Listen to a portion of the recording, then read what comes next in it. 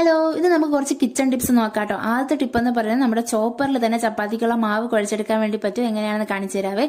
ഒരു ഗ്ലാസ് ഗോതമ്പ് പൊടി നമ്മുടെ ചോപ്പറിലേക്ക് ചേർത്ത് കൊടുത്തിട്ടുണ്ട്. അതിലേക്ക് ലേശം ഉപ്പും വെളിച്ചെണ്ണയും കൂടെ ചേർത്തിട്ട് കുറച്ച് വെള്ളവും കൂടെ ഒഴിച്ചിട്ട് തോരനൊക്കെ ഒന്ന് കട്ട് ചെയ്തെടുക്കുമ്പോൾ ചോപ്പ് ചെയ്യാം കേട്ടോ. നമ്മുടെ വെള്ളം ഒഴിക്കുമ്പോഴത്തേക്ക് ഒന്ന് ശ്രദ്ധിച്ചു കൊടുക്കുക, കാരണം ആവശ്യാനുസരണം കുറച്ചായിട്ട് ഒഴിച്ചാൽ മതി. ഇനി നമുക്കതൊരു പ്ലേറ്റിലേക്ക് മാറ്റിയിട്ട് ആവശ്യത്തിനനുസരിച്ച് പൊടിയൊക്കെ തൂക്കി ഉരുട്ടിയെടുക്കാൻ വേണ്ടി പറ്റും കേട്ടോ. അപ്പോൾ എല്ലാവരും ട്രൈ ചെയ്ത് നോക്കണേ. ഇനി രണ്ടാമത്തെ ടിപ്പ് നോക്കാം കേട്ടോ.